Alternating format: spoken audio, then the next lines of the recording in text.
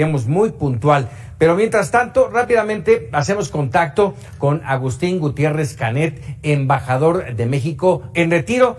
Y bueno, déjeme decirle, antes que nada, darle las buenas noches y agradecerle que nos tome la llamada. Embajador, ¿cómo estás? A ti y a tu amable auditorio. Embajador, yo había quedado con usted de hablar del tema de México y Estados Unidos, pero antes de entrar a ese tema, me gustaría conocer tu primera impresión de lo que está pasando en este momento en el conflicto entre Ucrania y Rusia, en donde se ha iniciado ya una operación militar ordenada por Vladimir Putin. Bueno, pues se trata de una violación a los principios consagrados en la Carta de las Naciones Unidas por parte de Rusia, porque Rusia no está respetando la soberanía de Ucrania, ni la independencia, ni la integridad territorial de Ucrania, que mantiene sus fronteras internacionalmente reconocidas. Por lo tanto, el Consejo de Seguridad de las Naciones Unidas tiene la autoridad para aprobar sanciones desde las militares hasta las económicas en contra de Rusia. Las económicas poco podrán representar, déjame decirlo así, embajador, con lo que está pasando ya esta noche. Bueno, efectivamente, ese es un viejo tema de la violación del derecho internacional y cómo castigar a los estados que cometen esas violaciones. Las reglas para el mundo diplomático que están consagradas en la Carta de las Naciones Unidas es que solo se puede el Consejo de Seguridad autorizar una represalia militar al país agresor, en este caso Rusia, en contra de Ucrania. En este punto todavía no se ha llegado. No sabemos, es muy difícil poder anticipar qué va a suceder, pero es el Consejo el único que puede autorizar el envío de tropas armadas para defender a la integridad territorial de Ucrania ante esta invasión de Rusia que está en curso. Hay que recordar, por otro lado, que el presidente Putin ha reclamado, y aquí trato de poner el contexto ruso, aunque yo no lo defiendo, Putin dice que Rusia ha sido humillada por Occidente, es decir, por Europa y por Estados Unidos, al haber, con la desaparición de la antigua Unión Soviética y el pacto de la OTAN, el pacto militar que integra a los países de Occidente europeo y Estados Unidos, Canadá y otros países, han cercado a la actual Federación Rusa al incorporar a nuevos estados miembros de la OTAN. Me refiero a los países bálticos de Estonia, Letonia y Lituania, y a otros países en el Mar Negro, como Rumania y otros más. Entonces, aquí Putin está tratando de responder a esta, lo que él considera intimidación para la soberanía rusa, utilizando antecedentes históricos, reclamando que la capital de Ucrania, Kiev, es el alma rusa, el alma que fundó la antigua Rusia desde antes de los zares. Y esto me parece totalmente fuera de lugar. Es como si México estuviera pidiendo recuperar California, de donde se presume que viene Aztlán, el antiguo Aztlán, de donde emigraron el pueblo mexica para fundar Tenochtitlán, en lo que hoy es la Ciudad de México.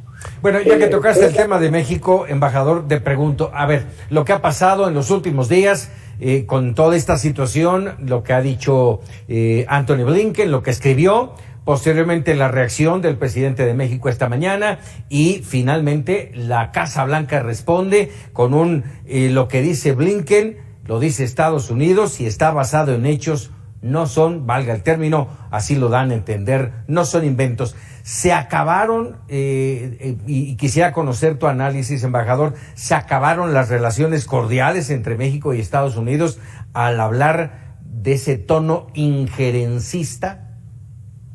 Así es, se acabaron las relaciones de cordialidad que estaban un poco fingidas, puesto que se trataba de contener las diferencias que existen entre México y Estados Unidos con motivo de la llamada contrarreforma energética y de electricidad que afecta a intereses de empresas estadounidenses. No hay ningún secreto que Estados Unidos está en contra, pero se ha mantenido más o menos ahí una relación fingida, cordial, pero al fin de cuentas es necesaria utilizar los métodos diplomáticos. Con esta declaración que inició esta mañana el presidente de que el señor Blinken no está bien informado porque no hay crímenes de Estado y que Estados Unidos tiene la mala costumbre de ser injerencista, de ser candil de la calle y de oscuridad de la casa, mereció una clara respuesta de la Casa Blanca. Y esta respuesta es objetiva. Es decir, el debate de fondo es el problema de la vida de periodistas mexicanos asesinados en los últimos años en este gobierno y en los sexenios anteriores. Y ahí es donde entran las diferencias de interpretación. El número de muertos viene de las propias fuentes oficiales de México, no las inventa el gobierno de Estados Unidos, y esto es totalmente claro. Pero aquí yo quiero señalar que no se trata, en mi opinión, de una injerencia de Estados Unidos ni de otros países cuando critican la falta de seguridad a la labor de los periodistas en México, porque se trata de un valor universal de derechos humanos. Es decir, si bien no debemos de permitir que otros países intervengan en los asuntos políticos internos de México, en el caso de la violación a la vida, a los asesinatos de periodistas que ejercen su libertad de expresión, ahí sí se permite que otros países y otros organismos internacionales opinen sobre la gravedad de la situación en México.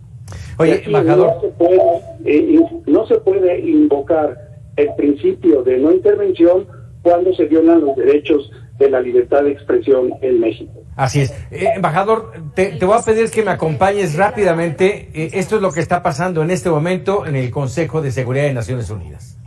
Con mucho gusto. Una vez más, de dar las gracias al representante de Ucrania por su declaración, pero no contestaré las preguntas que ha formulado. Todo lo que él pregunta, yo ya lo he dicho, no despertaré a estas horas al ministro Lavrov. Se les comunicará la información relativa a esta operación militar especial en su debido momento. Se trata de una operación militar especial, no de una guerra. Tiene el uso de la palabra Alemania. Gracias. Señor presidente, nos reunimos en un momento en que una escalada militar que no se había... Se ha puesto caliente esta reunión, embajador, por eso quería interrumpirte un momentito, porque hubo la participación de Ucrania solicitando algunas aclaraciones por parte del representante de Rusia, y ya lo escuchamos, el representante dijo, no voy a despertar ahorita a nadie, esto no es una guerra, es tan solo un operativo militar, pero abre justamente el paso a lo que podríamos llamar el inicio de una guerra. En fin, nada más déjame aclarar sobre este tema que estábamos hablando. No sé, el presidente ha insistido en que se tiene que respetar la soberanía de nuestro país. Déjame preguntarte, ¿se pone en riesgo nuestra soberanía con estas declaraciones de Estados Unidos? Por supuesto que no se pone en riesgo la soberanía de México por la posición de Estados Unidos sobre el asesinato de periodistas. Como dije, el principio de no intervención no se aplica cuando se trata de proclamar la libertad de prensa. Es un derecho universal, es decir, no es de un país, es de la humanidad. Y solo los países totalitarios arguyen este tipo de argumentos para evitar que otros países legítimamente opinen sobre la situación de la libertad de prensa. Para eso existe también el organismo de Naciones Unidas en la Comisión de Derechos Humanos, donde se debaten estos temas, y demás organismos. Por cierto que yo quería recordar esta contradicción sobre el papel del USAID, que es la agencia de Estados Unidos que financia a esta organización civil de Mexicanos contra la Corrupción. Así es. USAID es una agencia que depende del Departamento de Estado, que está, aunque está autónoma, está vinculada al secretario Blinken. Y me llama la atención que hace 2 meses y medio, esta agencia norteamericana USAID anunció con México el programa Sembrando Oportunidades en Centroamérica.